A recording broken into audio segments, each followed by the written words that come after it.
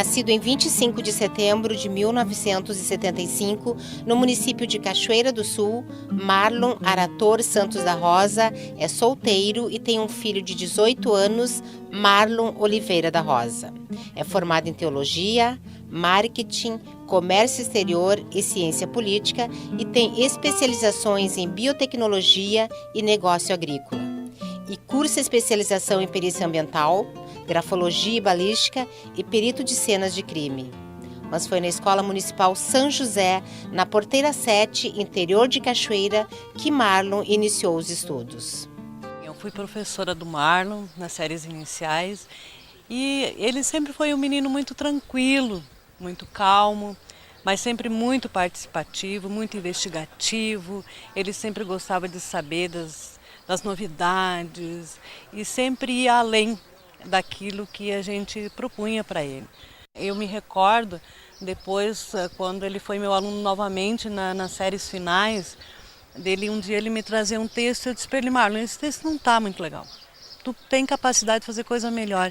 E no dia seguinte me surpreendi, assim, ele me trouxe 2 textos assim, maravilhosos.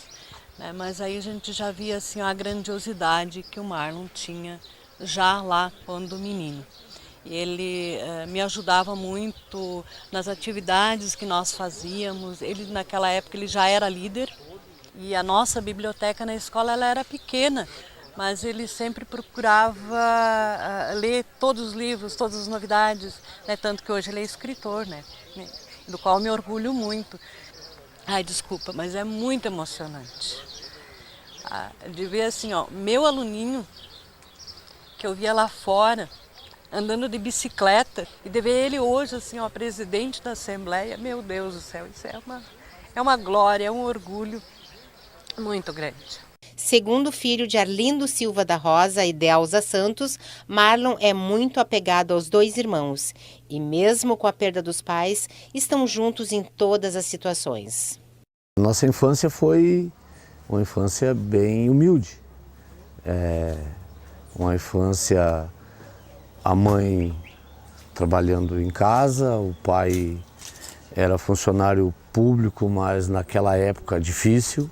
Que além do estudo, nós tínhamos trabalho na roça, era trabalho braçal, fazendo cerca, capinando, lavrando com boi, responsabilidades não tantas quanto hoje, mas a gente tinha, né? A gente tinha compromisso. Eu lembro assim de coisas que tipo nós íamos de bicicleta para o colégio, porque nós não tínhamos outro meio de transporte e o colégio ficava muito longe. Então a maneira que nós tínhamos de chegar até lá era ir de bicicleta. Eu me matava estudando para as provas e que na época o Marlon trabalhava na lavoura junto com o nosso irmão mais velho e com o pai.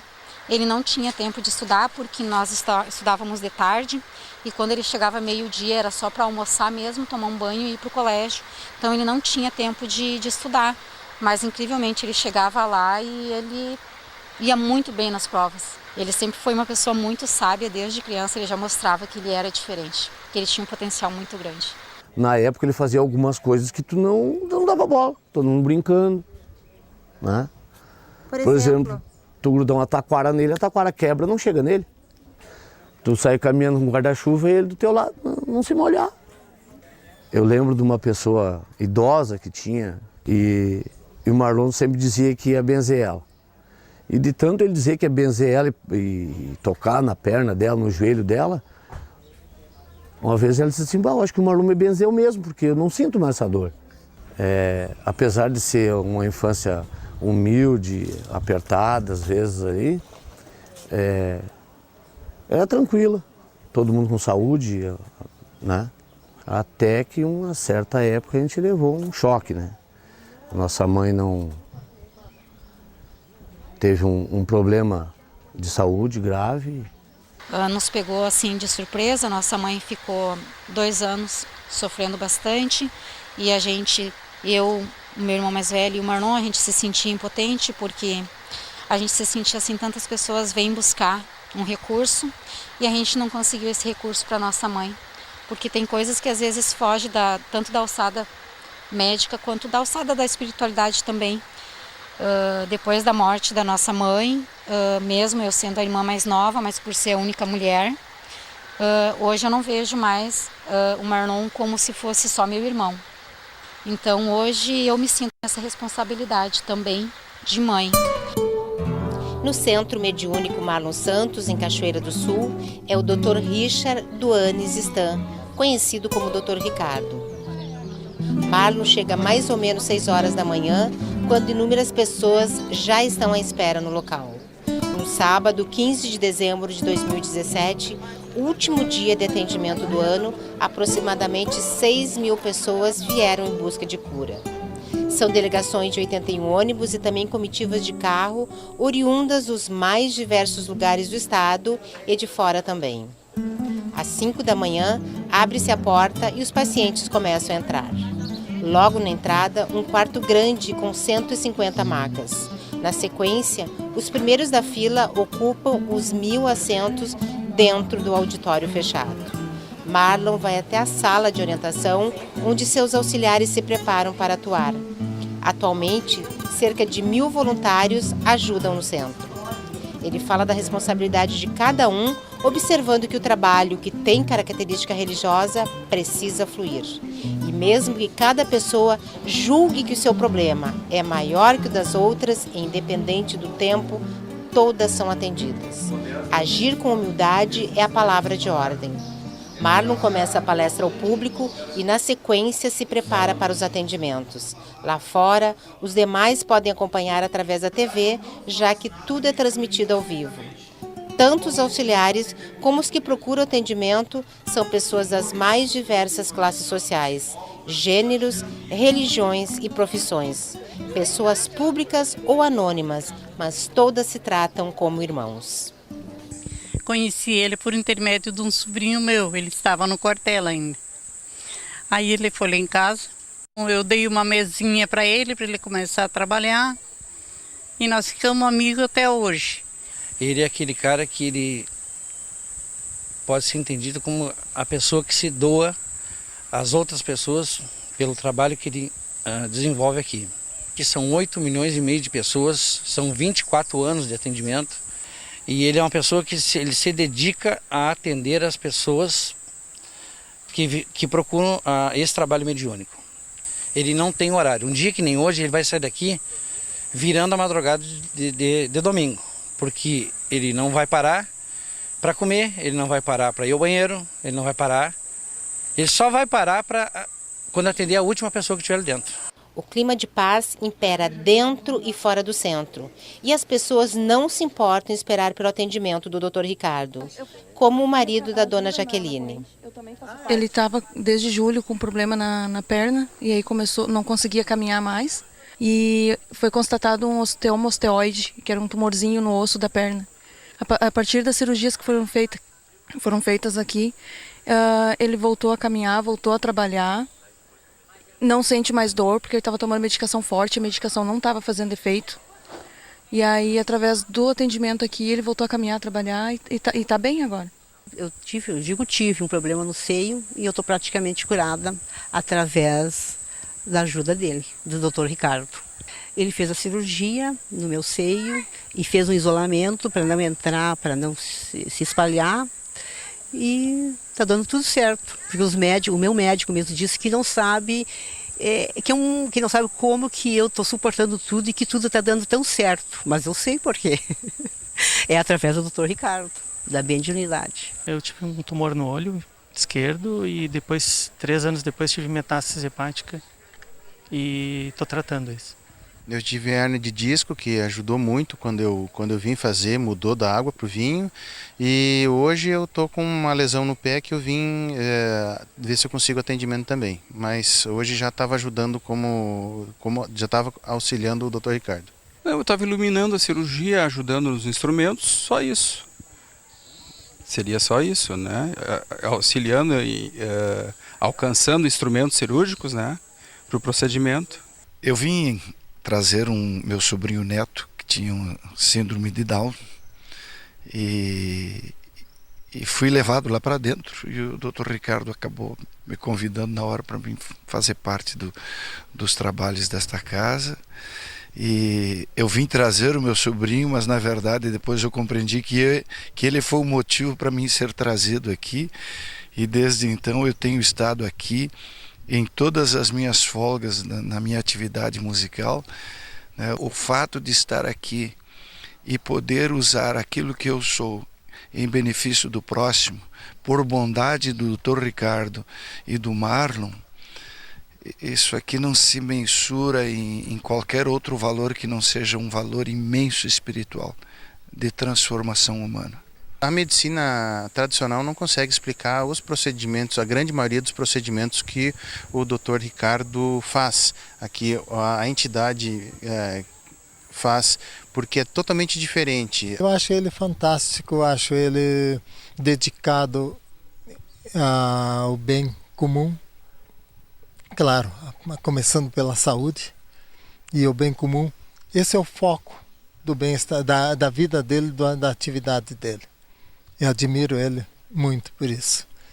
Marlon é produtor rural e é aqui na Serra das Encantadas, interior de Encruzilhada do Sul, que ele se refugia. Aqui é o meu refúgio, aqui é o principal lugar de negócios que tenho e aqui é onde eu procuro também inspiração para os livros, procuro pensar as estratégias políticas, as coisas todas que me movimentam no meu dia a dia, nas minhas profissões. É onde também talvez a principal coisa para mim é voltar para as minhas raízes. Aqui eu volto para as minhas raízes. Mas o maior medo que eu tenho é me afastar das origens e acabar perdendo a identidade e acabar perdendo a consciência de onde eu vim. E isso aqui elimina essa possibilidade. O senhor pega também no pesado aqui? Pego, essas mãos aqui tem calo por causa disso. Há um processo aí de produção que eu, dentro do grupo, sou só mais um no grupo. É o Marlon, que está aqui trabalhando, e não o deputado Marlon, que o pessoal conhece. Aqui é o Marlon, na família Marlon, e na Assembleia se conhece como deputado Marlon. Afinal, o correto qual é? A única coisa que eu sei é que é um nome francês, que quer dizer pequeno falcão. Para minha família sempre foi Marlon, mas assim que saíram as primeiras entrevistas a meu respeito, já foram chamando de Marlon. Então o pessoal da imprensa mesmo se encarregou de dizer Marlon Santos e ficou. Além de soja, Marlon também está plantando a fruta Physalis. Eu me especializei em biotecnologia e negócio agrícola para isso. Buscar uma alternativa, não ficar só com a produção voltada para a soja e para o trigo. E a minha alternativa é justamente pegar alguma coisa que eu não preciso estar competindo diretamente com o brasileiro e com o gaúcho. Ao mesmo tempo, buscar alguma coisa que o brasileiro está se adaptando, gostando, que é o Physalis. Ele é riquíssimo em vitamina C, mais do que qualquer outra fruta. É um exemplo que cada Physalis ele vai ter vitamina C na proporção por 7 laranjas grandes. Um outro detalhe do Physalis é que a capinha dele, ela vira um chá. E tem estudo científico que já aponta a physalina, que contém tanto na fruta e muito especialmente nessa capa, um dos elementos capazes de curar a leishmaniose, entre outras tantas doenças. E provavelmente eu já seja hoje o maior produtor individual do Brasil e da América. E eu acredito que devo de ser o maior produtor individual mundial em 2 anos no máximo. As mais variadas camadas de pensadores. Marlon já apresentou o programa na Rádio Cachoeira e outro na TV Pampa, em Porto Alegre. Uma de suas paixões é a música. Até já teve uma banda com um CD de rock latino gravado. O CD Banda Runas. Banda Runas é um quinteto, né, de amigos. Nós compomos a Banda Runas e aí começou realmente a fazer sucesso. O problema todo é que o nosso tempo começou a ficar esmiliguido.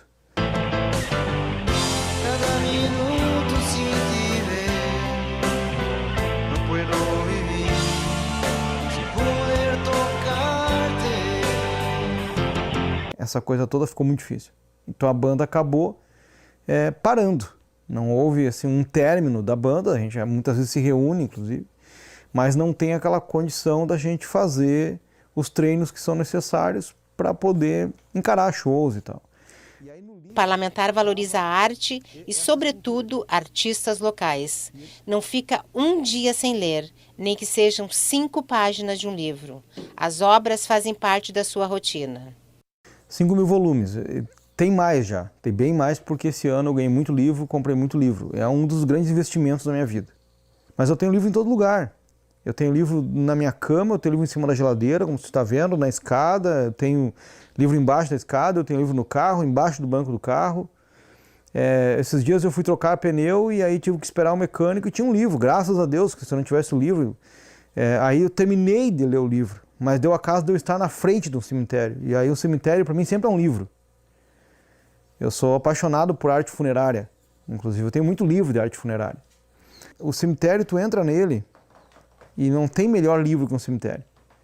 Porque no cemitério tu vê da família mais vaidosa que habitou a cidade, da mais poderosa, a mais pobrinha, a mais religiosa, que religião os antepassados tinham, a que eles se referiam, como é que interpretavam Deus, como é que eram as suas condições sociais, como é que eles respeitavam o ambiente e o meio ambiente.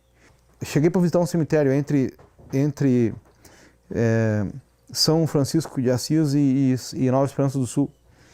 E uma placa de arenito de um túmulo tinha sido quebrada. E aquilo me deixou profundamente frustrado. E aí no lixo estava essa escultura aqui. E ele foi uma escultura mesmo, ele foi pintado depois, mas ele foi uma escultura feita de cimento. Ele não era só uma forma. Isso tudo jogado fora. Tu quer conhecer uma arte de algum lugar, de uma cidade? Vai lá no cemitério, porque lá no cemitério, lá tem a arte do artista local. Também escritor, Marlon já publicou 14 títulos. Eu sempre digo que para alguém que veio da miséria, ter inspiração para escrever um livro é uma barbada. Porque basta inspirar um pouquinho na história. Como é que eu me debruço em cima de uma determinada situação? Como é que eu venço certas situações? Eu escrevo o livro. Eu quero fazer o meu livro de autoajuda. Então eu não escrevo livros que foram feitos por espíritos. Eu escrevo, evito falar em coisas espirituais, às vezes tenho que falar, mas são tudo de autoajuda. E a inspiração vem daí, da minha própria história, do que eu vivo. O Por Quem Choram as Rosas, na verdade, seriam Por Quem Choram os Rosas, né? Mas isso aqui foi escrito, na verdade, tem uma carta aqui, que foi feita chamada Carta aos Meus, e depois uma carta que eu fiz para meus irmãos, e que eu acredito que se encaixa na vida de qualquer pessoa. Porque a ideia disso aqui é chamar a atenção de quem lê para o fato de que a vida, ela aqui na Terra é um sopro, sim. Ela é muito rápida, nós não vamos conseguir ficar muito tempo por aqui, nem muito tempo junto com os nossos. E então eu valorizo muito isso. Eu não podia passar pela Terra sem escrever alguma coisa para eles, para deixar isso concreto. O senhor é designer de joias, marceneiro, apicultor e o que mais? Tenho aprimoramento em máquinas pesadas e entre outros tantas atividades. Não posso esquecer de parlamentar, porque acabei fazendo carreira política em razão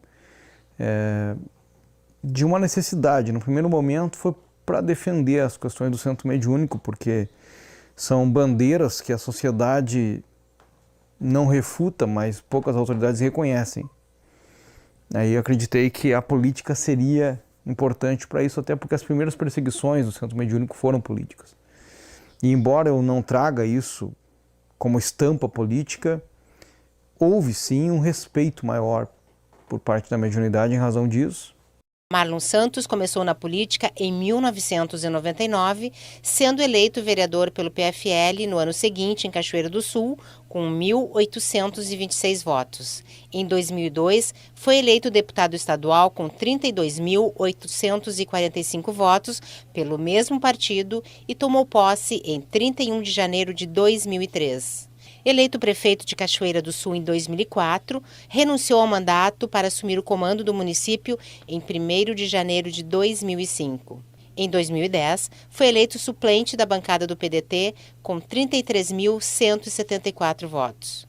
Tomou posse na vaga de Ciro Simone, que assumiu a Secretaria Estadual da Saúde. Reeleito em 2014, fez 91.100 votos, sendo o mais votado da bancada do PDT e o terceiro na classificação geral da Assembleia. Votos alcançados em 487 municípios. Como prefeito de Cachoeira do Sul, pautou sua administração pela geração de emprego e renda, atraiu indústrias e triplicou o orçamento do município. Além do setor primário, atuou fortemente nas áreas social, da saúde e da educação.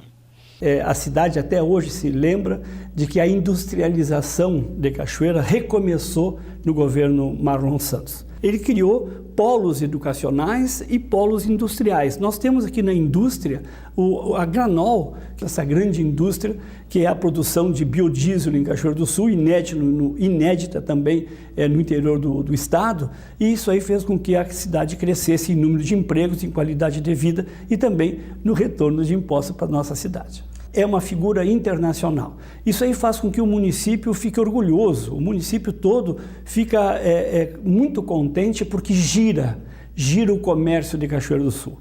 Entra dinheiro novo em Cachoeira do Sul. Tal é a quantidade de pessoas que vêm à procura dos aconselhamentos do Marlon Santos.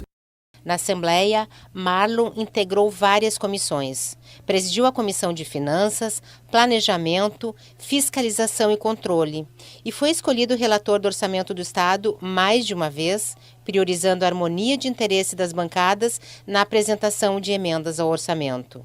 E indicou o cumprimento do percentual de 12% para a saúde ao governo do Estado. Em 2014, foi ouvidor-geral da Assembleia. Em seu primeiro trabalho, tratou da fraude do leite no Rio Grande do Sul e ainda sobre a fraude do adubo e o caso do menino Bernardo em Três Passos. E desde 2015 foi corregedor do Parlamento Gaúcho. Entre os projetos apresentados, destaque aos que beneficiam o setor primário e as PECs promulgadas. A proposta de emenda constitucional e denominada Lei Marlon destina aos municípios recursos do Imposto sobre Serviço cobrado das operadoras de cartões de crédito que até então recolhiam tributos em municípios de outros estados. E a PEC que permite aos produtores rurais da agricultura familiar a participação de licitações públicas mediante a apresentação do talão de produtor rural. O parlamentar defendeu ainda a produção oficial e liberação pela Anvisa do uso gratuito da fosfetanolamina sintética, a pílula do câncer. Marlon Santos diz que sua trajetória na política sempre foi pautada pela verdade. E é o que pede ao seu filho. O pedido que eu faço para o meu filho, eu faço para o filho teu, para o filho de todas as pessoas. Creio em Deus e tenho vergonha na cara. Tenho vergonha na cara. A vergonha na cara é o padrão, é a fórmula para quem quer ter respeito, ser respeitado no caso, é quando a pessoa passa a respeitar os outros. Se há um legado que eu gostaria que deixasse para ele, seria esse. E o resto tudo é consequência. É uma pessoa para mim que eu sigo um exemplo enorme, como várias outras pessoas que são amigos dele, né? É uma pessoa que se dedica muito. Sempre quando eu preciso dele, precisei. Ele sempre esteve ali, nunca deixou ninguém de lado, principalmente eu. Eu só queria dizer que eu amo muito ele, pela pessoa que ele é, pela pessoa que ele é comigo, pela pessoa que ele é com todo mundo. Eu tenho certeza absoluta, tanto eu quanto o Mauri, quanto o Marlon, nesse grande dia, que a mãe está com nós, está com ele assistindo assim de camarote ele. Tenho certeza absoluta e torcendo, está feliz. Muito feliz por o filho ter chegado aqui, eu tenho certeza disso.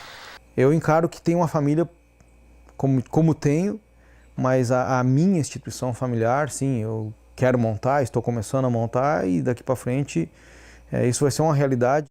E o que os gaúchos podem esperar do deputado Marlon Santos no comando da Assembleia Legislativa do Estado do Rio Grande do Sul? Bastante trabalho, bastante seriedade. Marlon Santos hoje é uma figura destacada a tal ponto que vai ser o presidente.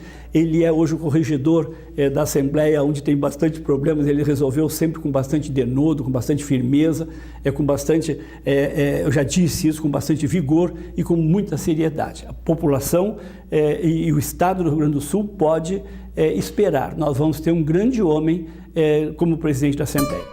O parlamentar quer deixar sua marca como um modelo de gestor eficiente e, sobretudo, administrar recursos públicos com ética, dignidade e respeito ao ser humano. E essa respeitabilidade que eu tenho com o ser humano talvez seja o grande legado da minha vida na Terra. Eu tenho respeito.